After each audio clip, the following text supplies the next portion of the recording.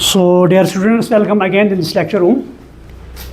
तो as you know that we are discussing this growth and development. तो इसमें जो दो टॉपिक्स थे, एक तो ग्रोथ एंड डेवलपमेंट था, दूसरा टॉपिक ग्रोथ हार्मोन्स. तो ग्रोथ हार्मोन्स में हमने पहले ही दो टॉपिक्स दैट इज़ या तीन आई कैन से तीन growth hormones. One is called as auxins, ये हमने कंप्लीट किया है. उसके बाद second is gibberellins, then third is cytokinins.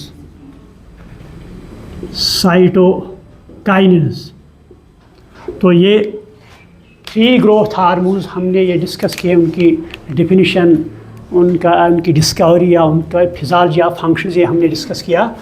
तो आज का टॉपिक जो रहेगा that will be ethylene. So today we will discuss fourth growth hormone that is called as ethylene. तो इथिलीन अगर आपने केमिस्ट्री में पढ़ा होगा हाइड्रोकार्बन्स, तो उसमें हम पढ़ते हैं एल्केन्स, एल्कीन्स, एल्काइन्स, है ना. तो एल्केन्स वो हाइड्रोकार्बन होते हैं जिनमें सिंगल बॉन्ड होता है, दे आर सैचुरेटेड. तो उसके बाद दूसरा इसमें आता है एल्कीन्स, तो उसमें डबल बॉन्ड होता है. उसके बाद एल्काइन्स में ट्रिपल बॉन्ड आता है. तो ये जो इथिलीन है ये भी एक्चुअली एक हाइड्रोकार्बन है. तो इसकी फार्मूला जो है C2H4, अगर हम केमिकल फार्मूला हम इसकी देखेंगे दैट इज़ C2H4. तो स्ट्रक्चर के एतबार से ये हम लिखते हैं CH2 डबल बॉन्ड CH2, या हम इस तरह भी इसको रिप्रेजेंट कर सकते हैं. तो इसमें 4 हाइड्रोजन है, तो 2 की कमी है वैलेंसी. सो इस एतबार से यहाँ तो ये डबल बॉन्ड हम बनाते हैं, तो ये यहाँ पर शेयर इलेक्ट्रॉन्स करते हैं ताकि उसकी वैलेंसी कंप्लीट होती है. तो this is chemical formula, this is structure. आप कभी ऑब्जेक्टिव आ सकता है what is the chemical formula of ethylene. So C2H4, so this is structure. तो हम कहेंगे ये हाइड्रोकार्बन है, जिससे हाइड्रोकार्बन. तो ये गैसियस फार्म में होता है, तो this called as gaseous growth hormone. This called as gaseous growth hormone या PGR लिख सकते हैं. इथिलीन जो है ये गैसियस, क्योंकि एनवायरनमेंट ये एटमॉस्फेयर में प्रेजेंट होता है, तो इसीलिए हम इसको गैसियस ग्रोथ हार्मोन या गैसियस GPR भी कहते हैं. तो ये जो इथिलीन है, एक तो मैंने कहा ये एनवायरनमेंट में प्रेजेंट होता है. Second, this is produced by burning of coal, petroleum. यानी अगर ये कोल या पेट्रोलियम बर्न होते हैं तो यहाँ पर भी ये इथिलीन प्रोड्यूस होता है. Next, it is also produced in plants. ये प्लांट्स में भी प्रोड्यूस होता है. तो ये उस वक्त प्रोड्यूस होता है जब जो प्लांट के फ्रूट्स होते हैं, now they are to become ripe, तो उस वक्त ये ग्रोथ हार्मोन प्रोड्यूस होता है. तो इसका रोल ये देखा गया है, mostly it results ripening of fruits. Ripening of fruits, जो फ्रूट राइप होते हैं इनमें इथिलीन का बहुत ही अच्छा खासा रोल होता है.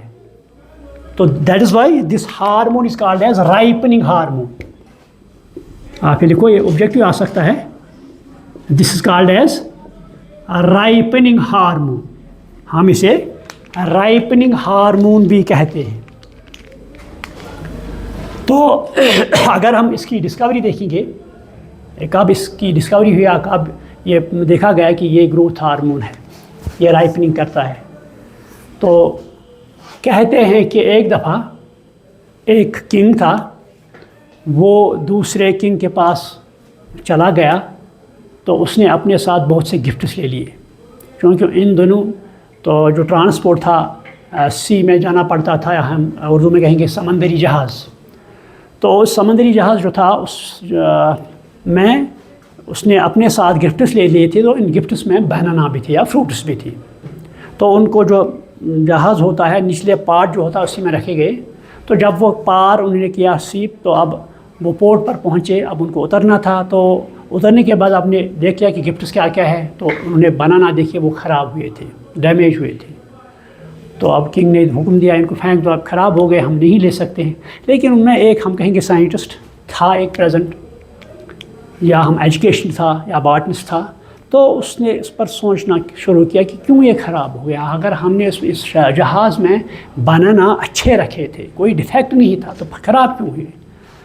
तो ये सोचते सोचते ये पहुंच गया इस नतीजे पर कि जो निचला वाला हिस्सा होता है इसमें फ्यूल होता है, फ्यूल बर्न होता है।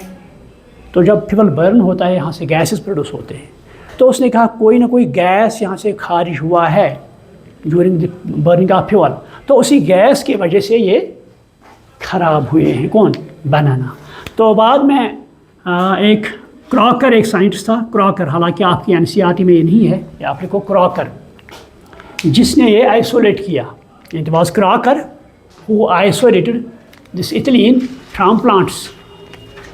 तो उसने कहा ये इथिलीन जो है ये प्लांट्स में राइपनिंग के तौर पर ये इस्तेमाल होता है, या इट क्या काजेस राइपनिंग ऑफ फ्रूट्स। तो उसके बाद ये हम देखते हैं ये इथिलीन जो, अगर हम इसका रोल देखेंगे, अगर रोल देखेंगे इथिलीन का, या फिज़ालजी, आप लिखो फिज़ालजी, फिज़ालजी ऑफ इथिलीन, या रोल या फंक्शंस, फंक्शंस ऑफ इथिलीन। तो फंक्शन में क्या है, मैंने पहले ही कहा, क्या एक पॉइंट यहाँ मैं भूल गया आपको, ये जब मैंने आपको इंट्रोडक्शन दी, आप मेरी तरफ देखो, जब मैंने आपको एक इंट्रोडक्शन दी ग्रोथ हार्मोन के बारे में, तो उस वक्त मैंने बता दिया ये ग्रोथ हार्मोन जो हैं इनको हम दो कैटेगरीज में डिवाइड करते हैं। एक category they are called as growth promoters, one category is called as, यानी एक इनमें कैटेगरी, कुछ ग्रोथ हार्मोन्स ऐसे होते हैं जिनसे प्लांट का ग्रोथ प्रमोट होता है, एनहेंस होता है या रेगुलेट होता है। तो they are called as growth promoters और ग्रोथ रेगुलेटर्स और growth enhancers. Second type is that they inhibit or they stop the growth. They called as growth inhibitors. Second category जो है तो वो प्लांट में ग्रोथ रिटार्ड करते हैं, growth stop करते हैं, ग्रोथ इनहिबिट करते हैं, एनहेंस नहीं करते हैं। तो उनको क्या कहा गया? Growth inhibitors. तो पहला कैटेगरी जो है यहाँ पर ऑक्सिन आता है, यहाँ पर जिबरेलिन्स आता है, तो यहाँ पर साइटोकाइनिन, यानी पहले तीन हार्मोन कौन कौन? Auxins, gibberellins and cytokinin. ये तीन हार्मोन प्लांट में ग्रोथ एनहेंस करते हैं, ग्रोथ प्रमोट करते हैं, ग्रोथ रेगुलेट करते हैं। तो ये इस कैटेगरी में आते हैं। सेकंड टाइप ऑफ हार्मोन जब मैंने इंट्रोडक्शन में बताया एब्सिसिकेशन, ये प्लांट में ग्रोथ इनहिबिट करता है, स्टॉप करता है, रिटार्ड करता है। So on that behalf the abscission is called as growth inhibitor. ये कितने आ गए?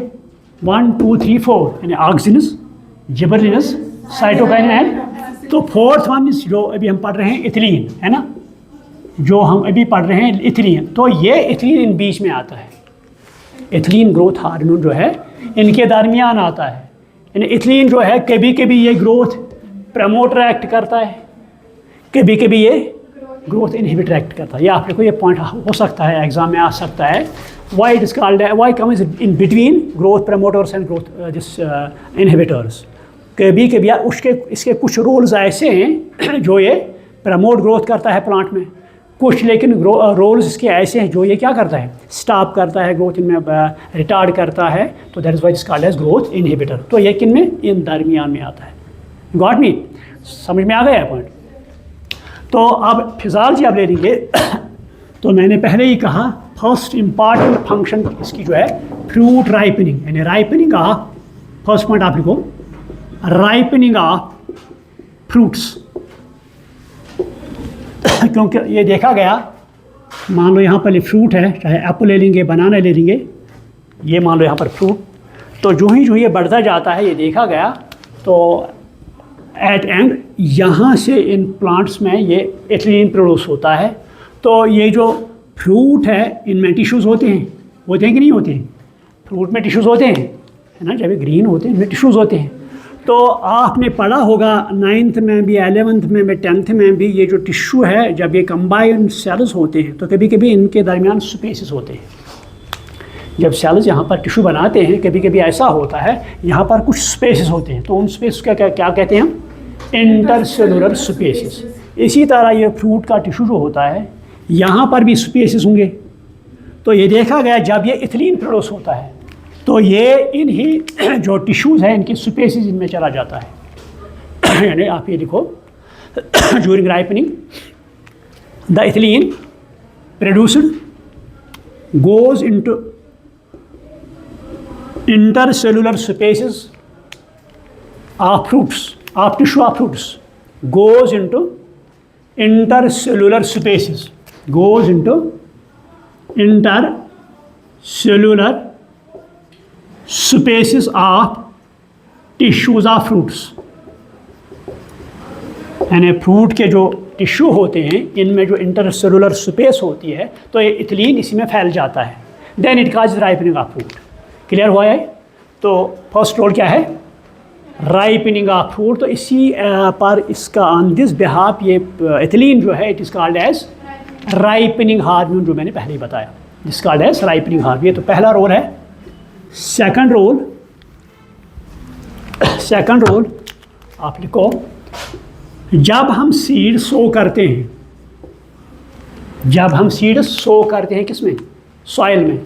तो सो के बाद ये जो सीड है यहाँ से पहले रेडिकल आता है, सॉइल में जाता है, उसके बाद पैलीम्यूल ऊपर आता है, तो यहाँ पर एक छोटा मोटा प्लांट बनता है। तो that plant is called as seedling, है ना? That is called as seedling.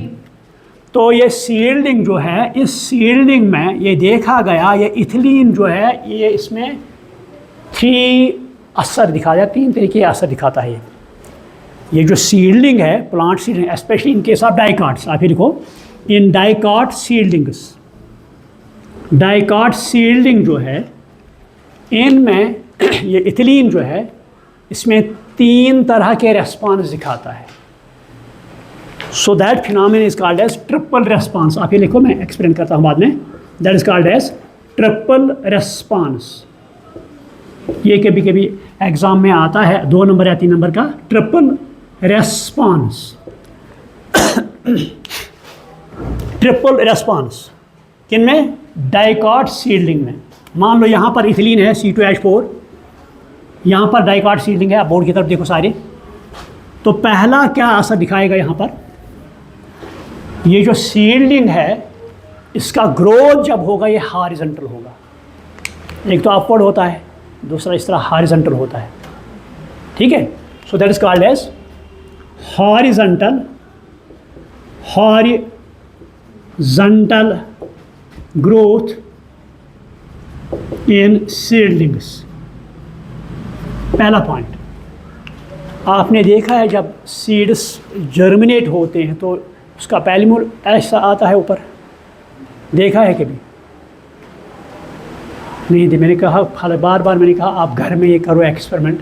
Seed slow of dicot seed, आप पी है या कोई और है, उसको सो करो पहले वाटर में, तो उसके बाद कार्टन ले लो, कार्टन में मॉइस्चर डालो थोड़ा, तो ये सीड्स उसी पर रखो, उसके बाद इनको लाइट में रखो और फिर ऑब्जर्व करो ये सीड जर्मिनेशन कैसे होती है। आपको समझ में आता है? तो ये देखा गया जब ये सीडलिंग जो है इसका ग्रोथ हॉरिजॉन्टल होता है। क्या होता है? यानी पहला इफेक्ट किससे? इथिलीन की वजह से जो रेस्पॉन्स दिखाता है that is horizontal growth. Second, ये आपने एम्ब्रियो देखा होगा, अगर आप ये सीड ले लेंगे, लाइक यहाँ से आप घर जाओगे तो चाहे बीन का, राजमा जिसे हम कश्मीरी में कहते हैं, वो सीड ले लो और सीड कोड हटा लो तो उसके 2 इक्वल पार्ट्स है ना सेपरेट हो जाएंगे। तो बीच में आप देखेंगे एक छोटा मोटा सीड, दैट इज एम्ब्रियो। तो उसको गौर से देखो तो उसमें आप देखोगे यहाँ पर एक्सीज, यहाँ से स्टेम ऊपर आता है। तो ये इथिलीन की वजह से क्या होता है, यहाँ पर ये एक्सीज जो है, ये एक्सीज ये थिक होती है, स्वेल होती है। जो एक्सीज है इस एम्ब्रियो की या सीडलिंग की, इट बिकम्स स्वेल। आप लिखो swelling of axes, swelling of axes तो ये इसमें कहेंगे कि ये मोटा होता है, थिक होता है। जब ये थिक होता है तो इसको बाहर आने में कोई परेशानी या दिक्कत नहीं होगी। Third point,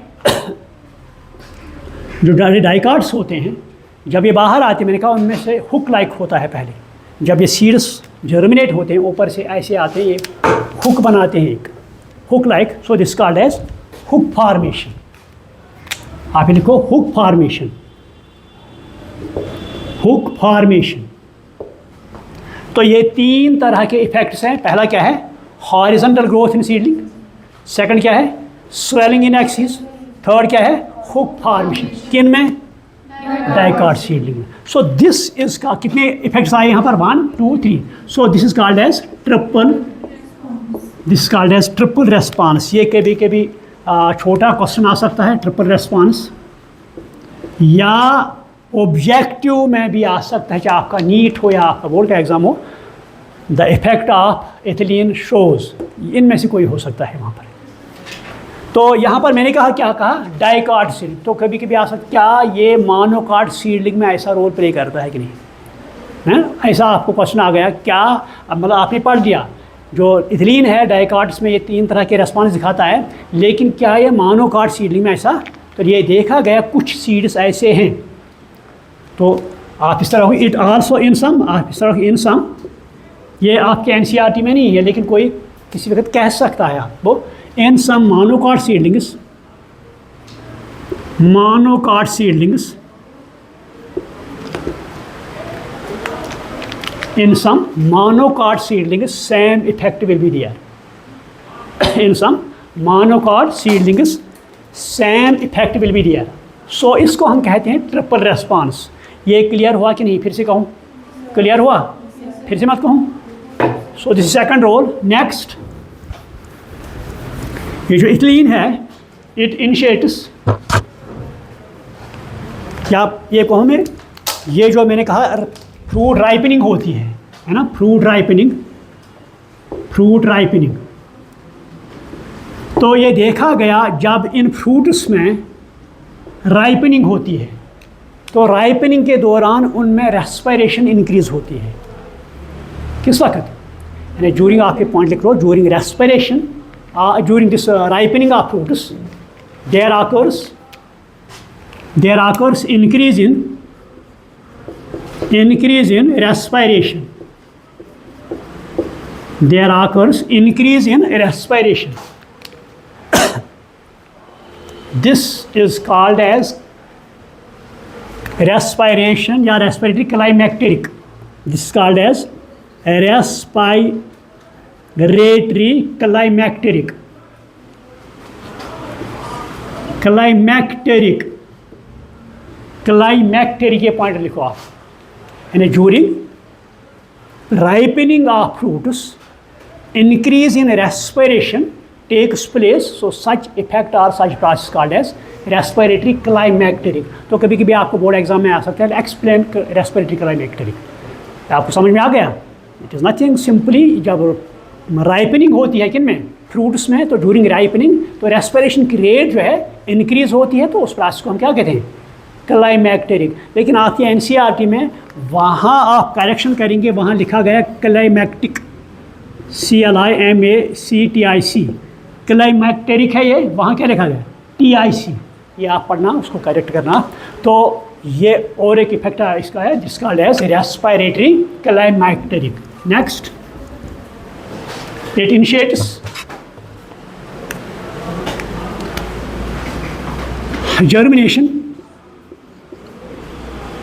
germination in peanuts. Germination in peanut देखा है आप? खाया है ना? उसका जो सीड कोड होता है हार्ड होता है क्या नरम सॉफ्ट होता है? पीनट का सीड कोड सॉफ्ट होता है या हार्ड होता है? तो क्या होता है? ये है आपकी ऑब्जर्वेशन, है ना? तो पीनट्स का जो सीड कोड थोड़ा हार्ड होता है, हार्ड, तो एम्ब्रियो को बाहर निकलने में थोड़ी प्रॉब्लम होगी, तो वहाँ पर हम इथिलीन स्प्रे करेंगे तो सीड जर्मिनेशन उनमें होगी। ठीक। Next role is it breaks seed and bud dormancy।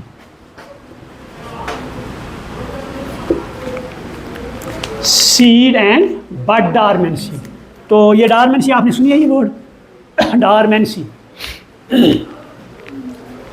सुनो, जब सीड्स बनता है, जब सीड्स बनते हैं तो बनने के बाद उनको जर्मिनेशन होनी है ना, उनको जर्मिनेट होना है। लेकिन हम देखते हैं अगर हम जो ही सीड बना फिर उसको क्या सो करेंगे, ये जल्दी जर्मिनेट नहीं होता है, कुछ वक्फा लेता है, कुछ टाइम लेता है। तो इस टाइम को जिसमें ये जर्मिनेट नहीं होगा उस टाइम को हम डॉर्मेंसी कहते हैं। यहाँ पे लिखो, dormancy refers to arresting of germination या सीड जर्मिनेशन।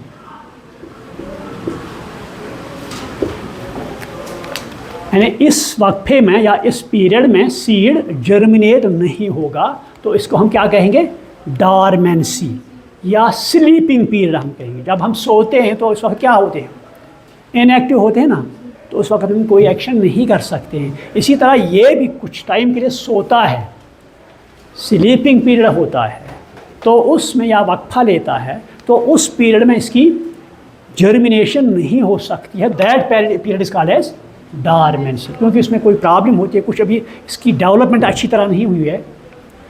यानी कि जब डेवलपमेंट होती है सीड की, अभी सीड पूरी तरह से डेवलप नहीं हुआ है, तो उस वक्त ये जर्मिनेट नहीं हो सकता है, तो इसे हम कहते हैं डॉर्मेंसी। इसी तरह बर्ड देखा है, बर्ड देखा है, ये आपने कहा हमने एनाटॉमी मॉर्फोलॉजी पढ़ी है। अगर आपको याद होगा, मैंने पढ़ाया मॉर्फोलॉजी ऑफ स्टेम, तो यहाँ मैंने कहा स्टेम में इसमें नोड्स होते हैं, this called as node, between node there is internode. तो ये नोड जो है यहाँ पर आप देखेंगे लीफ भी बनता है, यहाँ से फ्लावर भी निकलता है यहाँ से, है ना। तो यहाँ पर छोटा मोटा कंपैक्ट स्ट्रक्चर होता है, तो उसे हम बर्ड कहते हैं, उसे हम बर्ड कहते हैं। तो buds they are of two types, एक से लीफ निकलेगा, एक से फ्लावर निकलेगा। ठीक है ना। आपने देखिए ना, जब फ्लावरिंग होती है एप्पल गार्डन में, तो इन्हीं बर्ड से फ्लावर आते हैं। तो ये भी कुछ टाइम लेते हैं। जब बर्ड खिलता निकलता है, साथ ही इसमें फ्लावर कुछ टाइम लेता है, तो उसको हम क्या कहेंगे, डॉर्मेंट। चाहे बर्ड डॉर्मेंसी कहेंगे या सीडा। लेकिन इंसान जो है ये क्या कहेंगे, हम ग्रीडी हैं, लालची है। ये कहता है कि मुझे जल्दी जल्दी रिजल्ट चाहिए, मुझे हर कोई चीज़ जल्दी में चाहिए। तो जब उसे जल्दी होती है तो उस वक्त हम क्या कहेंगे, सीड को जल्दी जर्मिनेट करने के लिए या बर्ड को जल्दी स्प्राउट करने के लिए हम क्या कहेंगे, इथिलीन इस पर स्प्रे करेंगे। तो इसकी ब्रेक, ये डॉर्मेंसी है, ये ब्रेक करेगा, तो वो जल्दी जर्मिनेट। तो यही रोल यहाँ पीनट में भी होता है। पीनट में हम स्प्रे करते हैं, ट्रीट करते हैं इसको इथिलीन के साथ, इसमें जल्दी जल्दी जर्मिनेशन होती है। तो यहाँ पर भी चाहे बर्ड हो या सीड हो, इसकी डॉर्मेंसी ब्रेक करने के लिए भी क्या इस्तेमाल हम करते हैं, ethylene. So use of ethylene can break seed and bud dormancy. Next is, ये जो इथिलीन है, इट रिजल्ट्स इलांगेशन ऑफ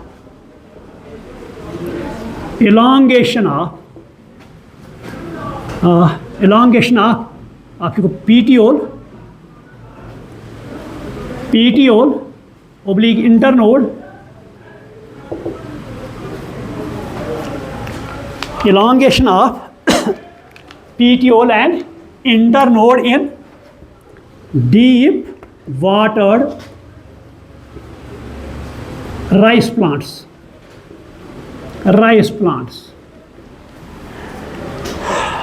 आप श्रीनगर गए होंगे ना, बस में आपने देखा जब हाईवे पर हम चलते हैं वहाँ, तो जब राइस के मतलब सीडलिंग्स देते हैं प्लांट में, तो वहाँ बहुत पानी होता है। तो राइस के सीडलिंग जो बहुत ही डीप जाएंगे ना, उन पर लाइट पड़नी चाहिए, डीप ऊपर आना चाहिए, तो उस वक्त इनमें इथिलीन बहुत ज़्यादा प्रोड्यूस होता है, क्योंकि वो वाटर से ऊपर आनी चाहिए। तो उस वक्त वो क्या करता है, उनका जो लीफ का पीटियोल है उसकी लेंथ इंक्रीज़ करता है, that is called as elongation. या इंटरनोड, यहाँ मैंने दिखाया, इसकी लेंथ क्या होती है, इंक्रीज, ताकि वो वाटर से बाहर आए, क्योंकि उसमें फोटोसिंथेसिस करनी है तो लाइट उस पर पड़नी चाहिए। तो ये इंटरनोड या पीटीओल, इसकी लेंथ जो है ये क्या होती है, इंक्रीज़ होती है। सो इसे हम इलांगेशन भी कहते हैं। इलांगेशन क्या हुआ, जब किसी की लेंथ इंक्रीज़ हो, किसी का साइज़ इंक्रीज़ हो, एनलार्ज हो, इसे हम इलांगेशन कहते हैं। तो राइस प्लांट में इसमें प्रॉब्लम हो सकती है, अगर ज़्यादा डीप वाटर हो, यहाँ बहुत वाटर हो, तो ये राइस क्या जा सकता है, नीचे जा सकता है। तो उस वक्त इथिलीन ज़्यादातर प्रोड्यूस होता है यहाँ पर। तो जो पीटीओल लीफ का होता है, इंटरनोड जो होता है, इंटरनोड, तो दोनों की लेंथ जो है इंक्रीज होती है। So this called as elongation of petiole. उसके बाद यहाँ पर आता है it helps in flower formation, flower formation in pineapple, flower formation in pineapple जो है, इसमें फ्लावर फॉर्मेशन इन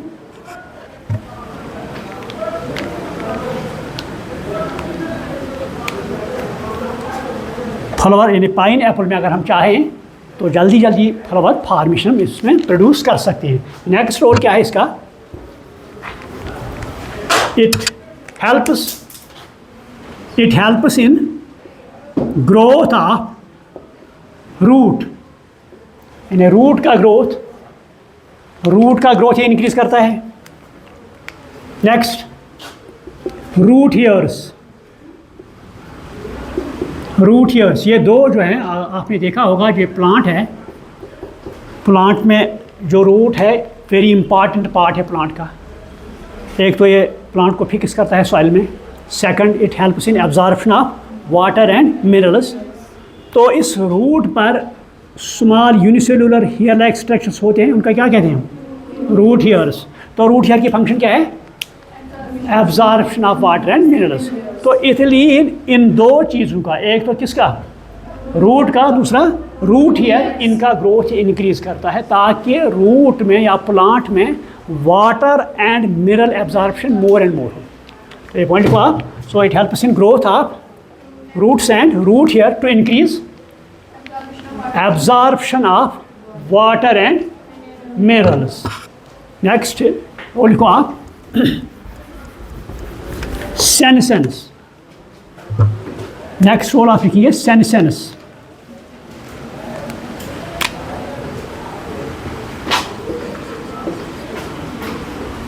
सेनेसेंस क्या होती है, सेनेसेंस आपने पढ़ा होगा, क्या होता है सेनेसेंस,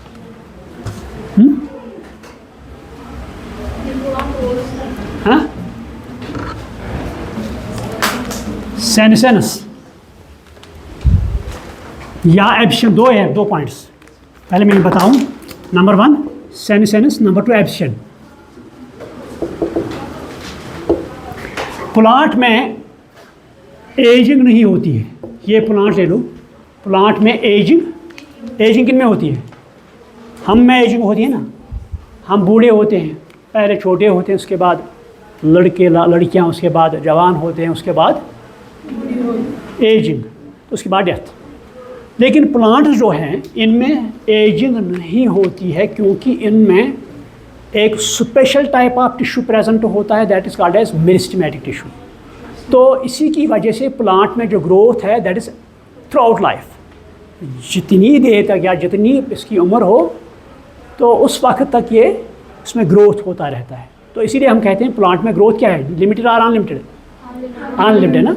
तो अब इनमें डेथ होनी है, डेथ भी उनमें होनी है, तो डेथ से पहले उनकी एक प्रोसेस होती है that is called as senescence. उनमें चाहे रूट ये डैमेज हो सकता है, लीफ डैमेज हो सकता है या स्टेम डैमेज हो सकता है, तो उस प्रोसेस को हम सेनेसेंस कहते हैं। It is a process which refers to damaging of either root और स्टेम और लीफ, उसको हम कहेंगे रूट सेनेसेंस, शूट सेनेसेंस या leaf senescence.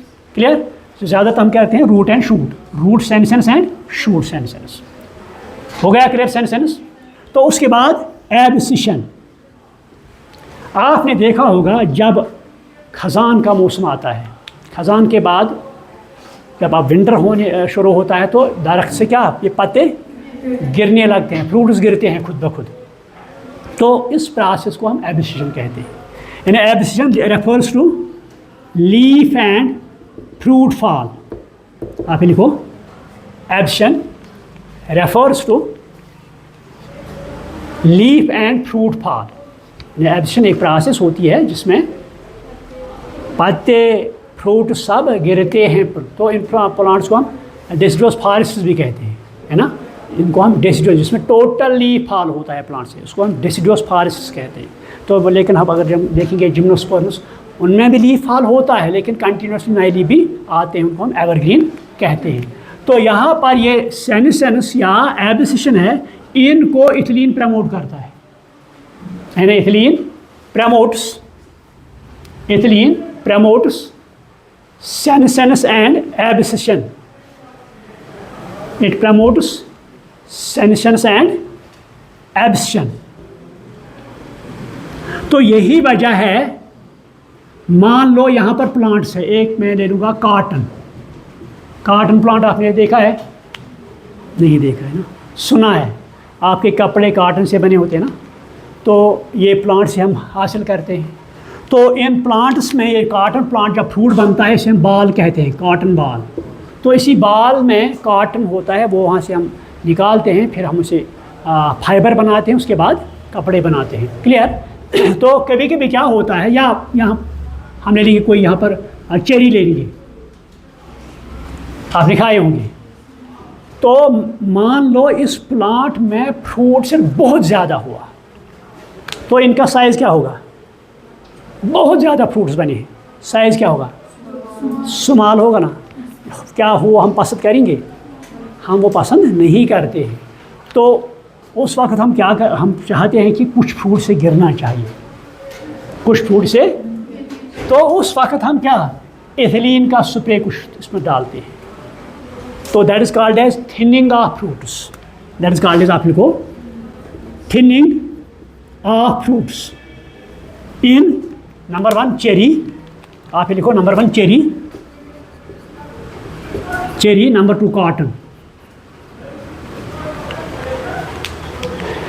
Ethylene is used as for thinning of fruits और cotton bolls in cherry and cotton plant, ताकि जब इसमें कम फ्रूट रहे तो वो उसका साइज़ अच्छा होगा, वो अच्छे तरीके से कल इसमें, क्योंकि मार्केटिंग तो प्रॉब्लम है ना। मार्केटिंग अगर इनका साइज़ छोटा रहेगा तो मार्केटिंग में हमें ज़्यादा फ़ायदा नहीं आएगा। तो उस वक्त हम चाहते हैं कि थोड़ा सा कम हो, उसी वक्त हम अगर इसमें एथिलीन की स्प्रे करेंगे तो we can use this for thinning of cherry, thinning of cotton bolls. ठीक, तो ये इसका और एक रोल है। तो उसके बाद ये एथिलीन जो है प्लांट में एक केमिकल सब्सटेंस होता है, दैट इज कॉल्ड एज इथोफैन। ये आप लिखो, इथोफैन, PHON। ये अक्सर ऑब्जेक्टिव आता है नीट में भी। इथोफान, ETHE,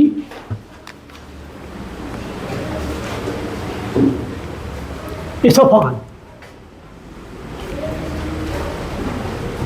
सो जब राइपनिंग स्टार्ट होती है तो प्लांट्स में ये इथोफान जो है प्रोड्यूस होता है। या इथोफान जो है, आप ये लिखो, it's a aqueous substance. It is an aqueous substance which produces ethylene.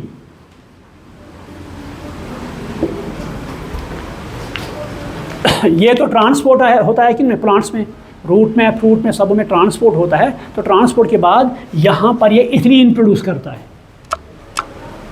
But slowly. It produces ethylene slowly.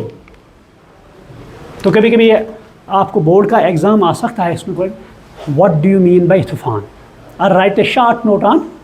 तो इथोफान क्या है? It is a chemical substance which produces ethylene. It transports in plants through tissues and then produce ethylene slowly.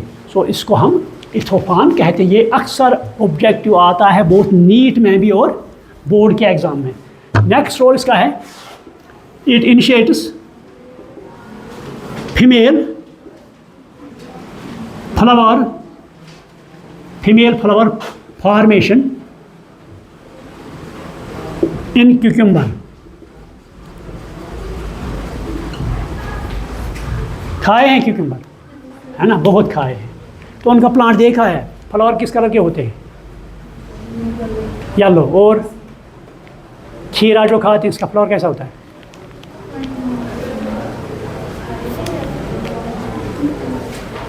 कैसा होता है खीरा? कशीर पे लड़वन तथ पोश कुछ वजन, तो वो भी येलो होता है। सफ़ेद होता है क्यूकम्बर में? सफ़ेद फ्लावर होता है? नहीं होता है ना। आप देख लेना, घर जाके देख लेना, बाग में जाना वहाँ पर। तो इस प्लांट में, सुनो आप मेरी बात, इस प्लांट में फीमेल फ्लावर अलग होता है, मेल फ्लावर अलग होता है। किसमें? आप ये देखो, in cucumbers male and female flowers are separately present. यानी इसमें मेल फ्लावर अलग होते हैं, फीमेल फ्लावर अलग होते हैं। जब फ्रूट बनेगा वो इसमें बनेगा, इसमें बनेगा। अब हमने फ्रूट बनाना है तो फ्रूट फीमेल फ्लावर से बनेगा या मेल फ्लावर से? फीमेल। तो अगर मेल फ्लावर कम ही हो तो ये ज़्यादा हो तो हमें फ्रूट क्या बनेगा? ज़्यादा। So for that purpose we use, so ethylene is used to produce female flowers in case of cucumbers. ये उसका और एक रोल है। So these are the functions of ethylene और फिजियोलॉजी आपकी। Any question? कोई क्वेश्चन आप मुझे बताओ। कोई confusion?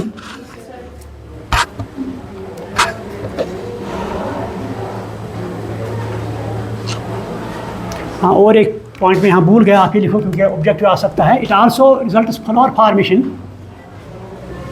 Flower formation in mango, क्योंकि आपकी एनसीईआरटी में है, नीट में आ सकता है क्वेश्चन, फिर कहीं हम सर ने बताया नहीं। फ्लावर फॉर्मेशन इन मैंगो,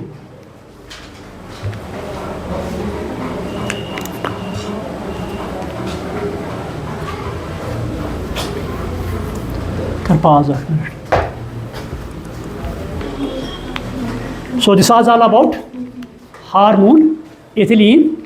तो अब एक हार्मोन यहाँ पर रहा, that is called as abscisic acid, that is called as growth inhibitor.